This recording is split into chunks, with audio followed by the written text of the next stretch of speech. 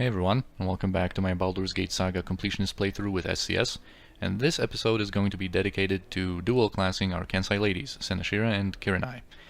And don't worry, I'm going to also record and post a normal episode with the usual action and whatnot after this one, but I wanted to have a separate episode to just talk about the variety of aspects when it comes to dual classing and all of the different things I just want to say involving dual classing.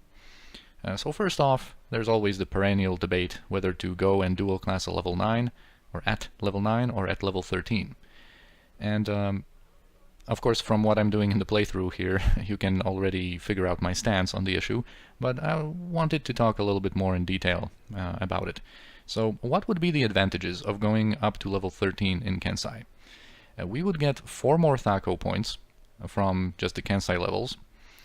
We would also get at level 12 the Kensai boost that happens every three levels with another +1 Thaco and +1 damage, and also, above all else, the main reason to go up to level 13 is of course to receive that half of an attack per round that all warrior classes get at level 13.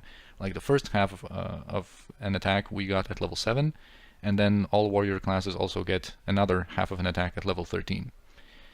But what would be the cost of going to such a high level? In order to reach, achieving level 9 in Kensai only requires 250,000 experience. We have a little bit more because, you know, of that suboptimal timing, kind of, but in the grand scheme of things, as I've said, it's nothing. It doesn't matter at all.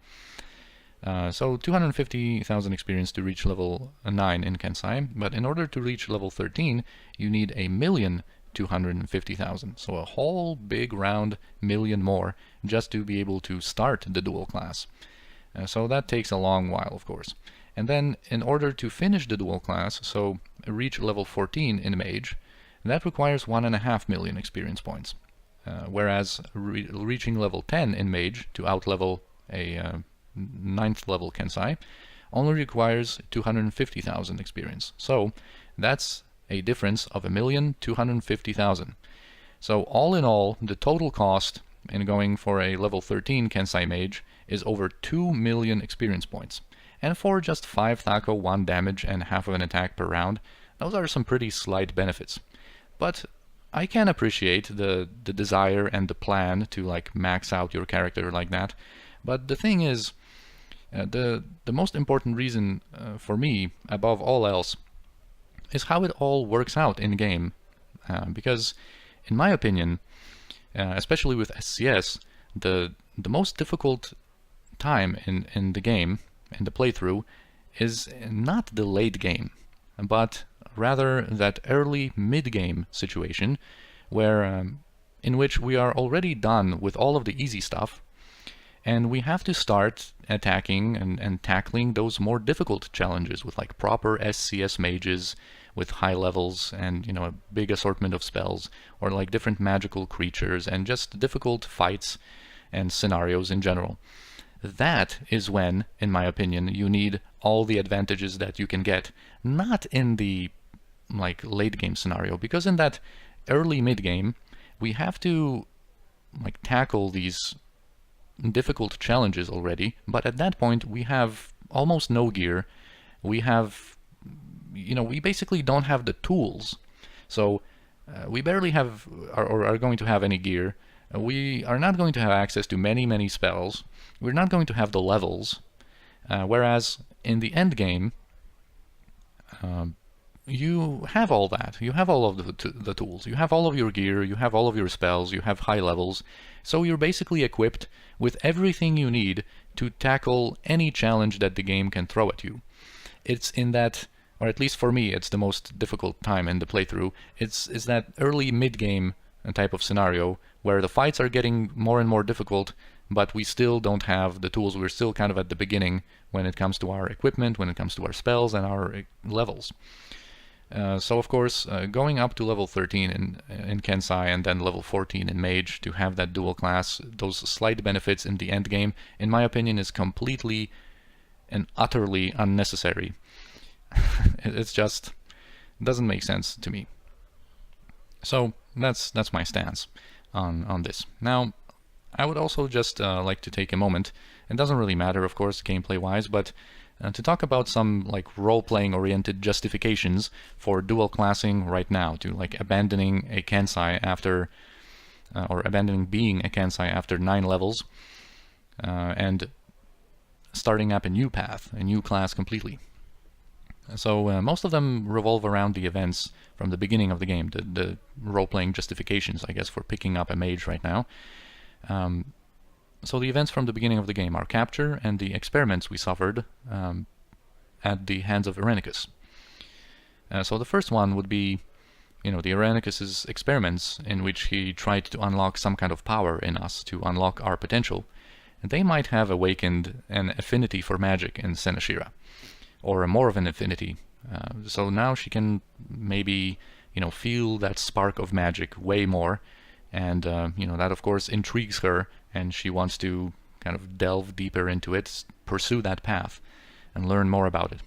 Also, another reason could be seeing how powerful magic can be, like witnessing Irenicus easily dispatching the shadow thieves and cowled wizards, and how easily he managed to capture us. The immense power at his fingertips might have like motivated Senashira to pursue that kind of path of the mage, especially considering the next point. And this one is true for both Kensai ladies, actually. So after everything that happened, our Kensai girls might have realized that just being able to fight well as a Kensai might not be enough. They might have figured that in order to overcome the challenges that lay ahead, and in order to defeat Irenicus eventually, it might be necessary to pick up additional skills, spells, and abilities to broaden their arsenal, instead of putting all their time and effort into developing their skill with their chosen weapon only. And then finally, another reason for Senashira, Gorion was a mage. Maybe Senashira has always felt a curiosity for magic and wanted to study it and learn more about it, but never had a good opportunity to do that. And now the recent events were enough of a push to finally abandon the Kensai training for a while and delve deeper into the arcane arts. And yeah, with all that dorkiness, as you might think, out of the way, let's actually get to it. So I've allowed myself in between episodes, kind of off camera, to buy these 2 potions of genius from the priestess of Ilmater in Joaquin's Promenade. So that's why we have like 700 gold less, and we have these 2 potions of genius, so that after dual classing Senashira, she can do a scribing session and also a bit of an identification session. Also, when we're at it, let's just switch the ring so she can regenerate some more hit points a little bit later when we unpause. And yeah, I've cleaned up a little bit of Senashira's inventory, putting like these potions of invulnerability in her quick slot and like giving some stuff to Minsk. So yes, this is the time. Also, in order to dual class from a Kensai, we would need a minimum of 15 strength, which of course both of our characters have. In order to dual class to a mage, you need at least 17 intelligence, which Senashira has. And in order to dual class to a thief, you need at least 17 dexterity, which both of our characters have. So that's why Senashira is going to have a choice here, what she wants to dual class to, but of course our plan is to dual class into a mage. Now when it comes to their skills, there's going to be a plan I have for all of the different proficiency points and how I want to spend them. I'm actually going to delay some level ups later on. For now, we can just put 1 point in daggers, so that Senashira can have some thrown daggers, like a greater proficiency with those weapons, and have kind of like a ranged option that we've used, of course, in Baldur's Gate 1 a lot, without any proficiency. And being a Kensai, you don't really need proficiency, but let's put that one into daggers. That makes the most sense for her. And now when it comes to the starting spells, I am going to pick up Find Familiar, which is a very, very good choice at the beginning of Baldur's Gate 2, because this is an important spell. I'm going to talk a little bit more about it when we're about to use it. But there are some scrolls, of course, available in Athkatla and outside of Athkatla, like before progressing the story up to Chapter 4. And normally, when I'm like playing by myself, I would sometimes not pick this spell, just in order to have a little bit of an upgrade later on in the game once we get a scroll of Find Familiar from adventuring. You know, having that kind of a little nice reward, a little nice upgrade later on in the game is pretty cool. But here, you know, it of course makes a lot of sense to pick it right away, because there's a couple of scrolls of Find Familiar in chapters 2 and 3 that we can get, but they are usually connected to certain events that happen either at night or upon returning to the City Gate district, for example, and it basically would just involve kind of certain events happening at a later time, and I just want to have this familiar already. And the second spell, which is also on the rare side, I guess, is Spook. I think I checked and we don't have Spook, unless, you know, I just didn't notice it, but I'm reasonably sure we don't have Spook, and it's, like I said, more on the rare side when it comes to Spook as well. So I'm going to basically pick up the rarest of these spells here, and very important ones too. So yeah, we are done. Yes, I am sure I want to dual class. So now we are a level 1 mage, and our Kensai class is inactive, of course. So, one more thing that I wanted to say about all this is, of course, the spell restrictions that Senashira is going to have, that she's not going to basically memorize any damaging spells, except maybe Magic Missile, and she is going to be allowed to use wands, because most wands are, you know, damage wands, and you know, she needs to be able to do something, especially in these like early mage-only levels. Alright, so that's Senashira's part of dual classing, and now let's go with Kirinai. Also, one thing I wanted to cover about dual class, if you're not paying enough attention, if you're not careful enough, sometimes you might not have the option to dual class to what you want, depending on what alignment your character is. So for example, a thief cannot be lawful good, so you know, you need to be careful about that. Or for example, if you want to dual class into a druid, you have to be true neutral. If you want to dual class into a ranger, you need to be good aligned in general. So yeah, sometimes it can matter. So here we're going to have some proficiency points for Kirinai as well. And now also one thing to talk about when it comes to proficiencies is like the ones that can overlap. So for example, Kirinai already has 4 points in daggers. If I put a point in daggers here, it wouldn't be added after like regaining her Kensai abilities or whatever. It wouldn't be added to the 4 that she already has. It would be replaced by this one. So of course we don't want to do anything like that. We have to pick up some new weapons in order not to waste all of the proficiency points that we've already spent while she was a Kensai, that she is going to regain after she gets level 10 Thief. So what I'm going to do is I'm going to pick up 1 point in two-weapon style. Two-weapon style, because she is going to later on dual wield some scimitars. So 1 point thieves can put into that, and the other I think I'm just going to put into quarterstaff, I guess, because later on we might do some Kai backstabs with stuff like Staff of Striking or Staff of the Ram. Quarterstaffs are really good backstabbing weapons in Baldur's Gate and the Saga in general. So I think, you know, for the lack of like anything better here, I'm just going to pick up a quarterstaff and two-weapon style. Of course, that means that on these low thief levels, she's not going to be able to do pretty much anything. She's going to be the most useless character. Senashira can at least cast spells. But yeah, that's, you know, we're going to have to suffer a little bit before we finish our dual classes and can reap the benefits. And this is all like on purpose. I like it that way. Now when it comes to her skills, generally I'm going to go with open locks and find traps first, but I'm thinking about when exactly I want to get rid of Yoshimo, because I think I might actually go for traps first, although I'm not sure if opening locks wouldn't be better.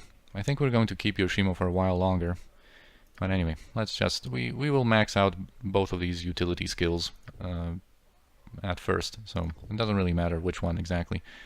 So we have like 55 in traps, which is basically nothing in Baldur's Gate. Alright, so she's a thief now, of level 1. She's going to be able to keep throwing daggers, but you know, it's going to be at a pretty bad THAC0.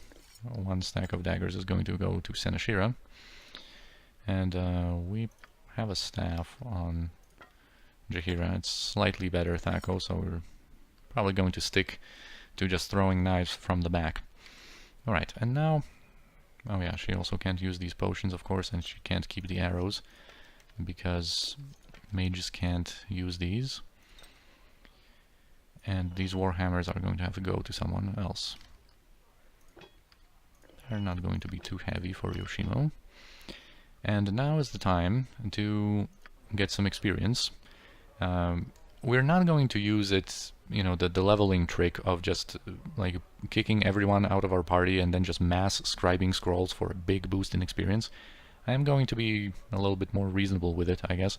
I am just going to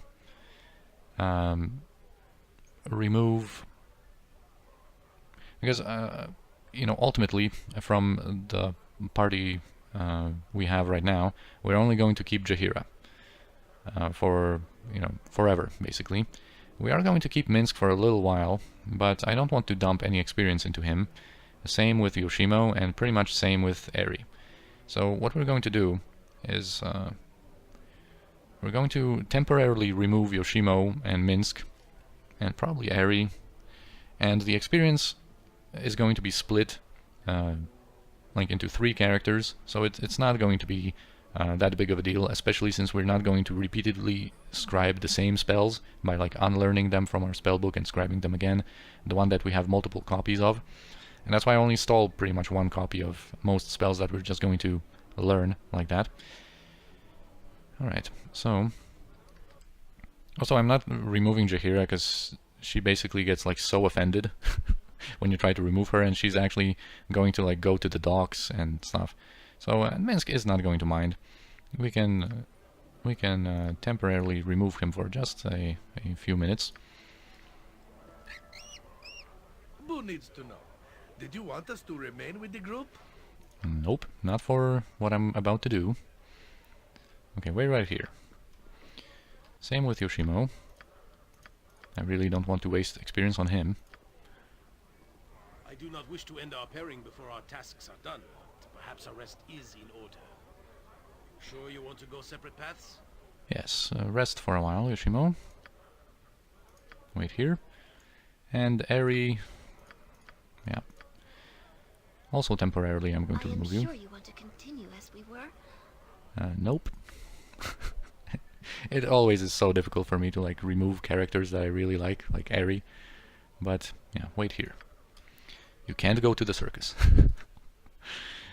Oh yeah, this is going to go to Kirinai for now, and now we're going to drink these 2 potions of genius so that Senashira can have 25 intelligence and can successfully scribe everything without a problem, and also identify some stuff. A little bit later, I'm going to first go with just scribing the spells, of course. And she has a lot to learn. She knows only 2 spells, of course, has 2 spells in her spellbook. I'm going to memorize Find Familiar. Also, the thing with Find Familiar is that you can just cast it from a scroll, because you only need to cast it once in your lifetime, in your playthrough. But, you know, we just picked it up so that we can get that familiar very early. Alright, so I'm just going to quickly scribe all this.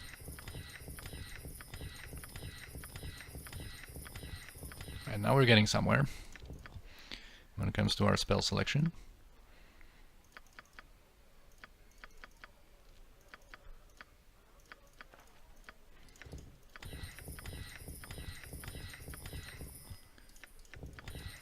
Like this is a this is a really a learning session, huh? Just speed learning all the spells. All right, now she's at 11,000. I have to be a little careful not to overlevel Senashira and Kirinai, because there's also a certain plan that I mentioned when it comes to their proficiency points. Yes? So let's just level her up right now. So she's level 4. And she can get a little bit more experience to get to level 5, but then at level 6 she is going to get another proficiency point, and I'm going to delay, from then on I'm going to delay leveling up with her until she is level 10 to regain the Kensai abilities, because that way we are going to have the proficiency. If we do all of these level ups in one go, we are going to have this proficiency point that she gets at level 6 mage stored up, basically, and we are going to be able to use it you know, with all of our like Kensai proficiency points already regained. it doesn't really matter all that much when it comes to Senashira, although, you know, at level 6 we would have to waste that proficiency point on something useless for her. And I want to start leveling up short swords with her, because that's going to be her offhand weapon. It doesn't really matter almost at all, just to be clear on that, but, you know, it's still going to be a little bit more useful than just picking up some kind of a mage weapon here from her mage selection. It's going to matter a lot more when it comes to Kirinai. And I think I might have already messed up, because we can't get more points in 2-weapon style, because that's reserved for a swashbuckler, basically, when it comes to thieves. And all of the other weapons, all of the other proficiency points are really useless for her. So I messed up. I scribed a little bit too much. And because thieves get their first proficiency point at level 4 already, and thieves level up generally pretty quickly. So I think I'm going to just delay her completely, I guess, because in her case, her proficiency points really, really do matter, because we have to complete our Grand Mastery with daggers. Then we have to put another proficiency point into dual wielding, and then we have to gain Grand Mastery in scimitars. So her proficiency points really, really do matter, and I don't want to waste them on any like useless stuff. So we're just not going to level up with her due to my mistake. Well, it happens. Now let's just scribe a few more. Just a speed learning course in magic. Also, it kind of... Alright, now she's going to be level 5. She's going to have access to level 3 spells now, so she's not going to be totally useless. But yeah, also, when I in Baldur's Gate 1, once we learned about our ball spawn origins, I mentioned that everything really makes sense with that kind of a background, and it also makes sense to gain proficiency, like not really when it comes to this like speed learning session when it comes to spells, but generally when it comes to progressing as a mage. It actually makes a lot of sense, you know, that we are able to progress so quickly in levels and our, you know, proficiency with casting spells so quickly, because, you know, we are a ball spawn, we have divine blood in our veins. Because if you remember, for example, Thalanter, in his conversation once we rescued Melicamp from his fate of being a chicken, was that a green? Yeah, scroll. You know, he mentioned that it took him around like 50 years to gain that kind of power with magic. But we, as, you know, a fresh mage here, we are going to be able to gain, of course, levels in mage and gain that proficiency at casting spells way, way quicker. But that all makes sense because, you know, we are supposed to be special as a ball spawn with that divine blood. Actually, vocalize, I might memorize one, but I'm not memorize, scribe one, and I'm never going to really memorize that spell. It's good to have in the form of scrolls, plus in Baldur's Gate 2 we're going to have a very good amulet that is going to confer the vocalize effect on us. Alright, a couple more to go, I guess.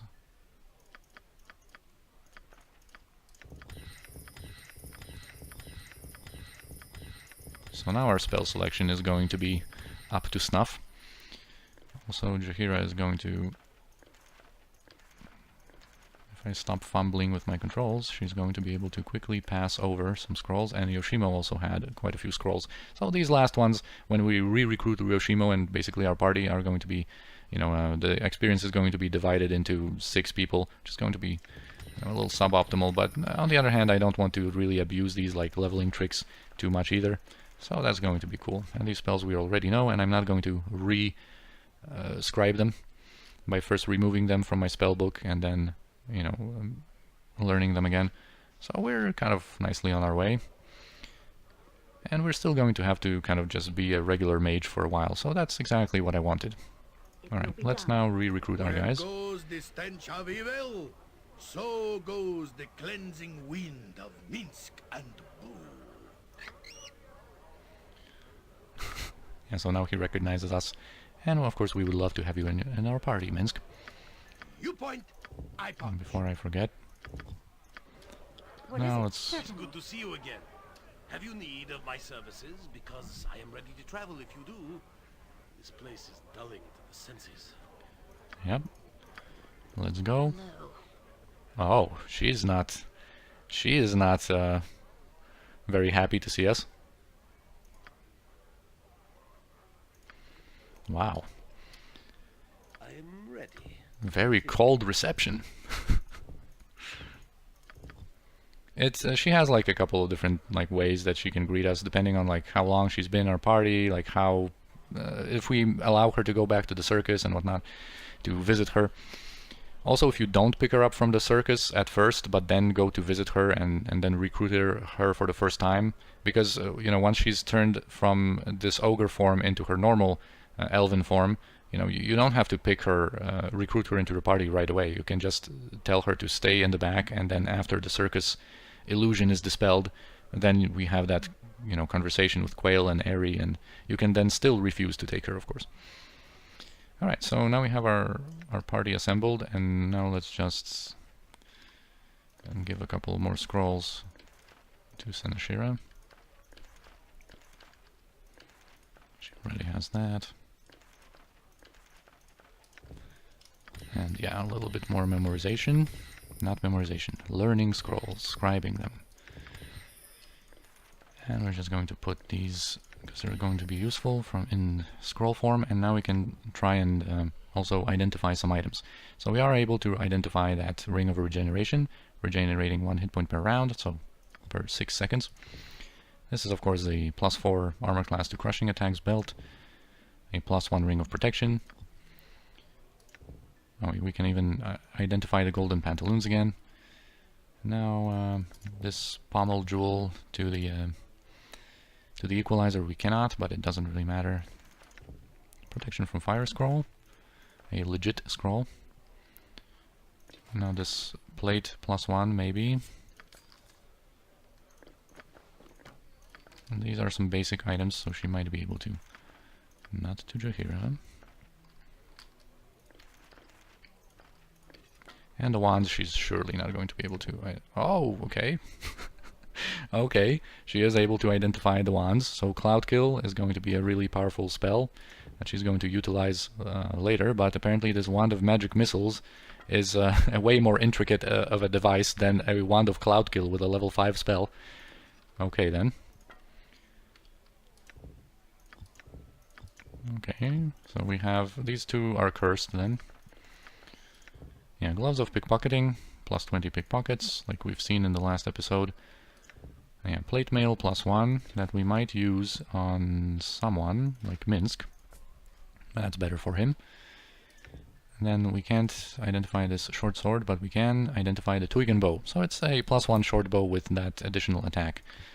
Very good short bow in Baldur's Gate 2. And yeah, that's pretty much it. We're done for now. We are like on our way. We are going to need 250,000 experience points to reach Mage level 10, and Kirinai is going to have to acquire 160,000 in order to have her level 10 in Thief, because Thieves generally level up way quicker. Alright, so that's it. Now we're also going to purchase I got some cheap beer for ya. a Scroll of Remove Magic from Bernard. And anything else? Oh yeah, Invisibility, the AoE version. And we're going to learn those. And now we are pretty much done. Unless you have something that we don't know. You have Mislead, but well, we're going to get more misleads later, so I might as well just scribe it already when we have the intelligence. Oh, and we didn't actually have Mirror Image, which would be just tragic, not learning that spell and just realizing that later. Just checking if we have any unidentified stuff, and yes we do. We also have the armor class +3 versus missile and piercing attacks belt, so this can stay on Airy. And I'm going to like arrange the wands and everything for Senashira as we get going in the next episode. So this is basically all I wanted to cover with the dual class, and yeah, I'm going to see you next episode for some more action. So thanks for watching, and see you there.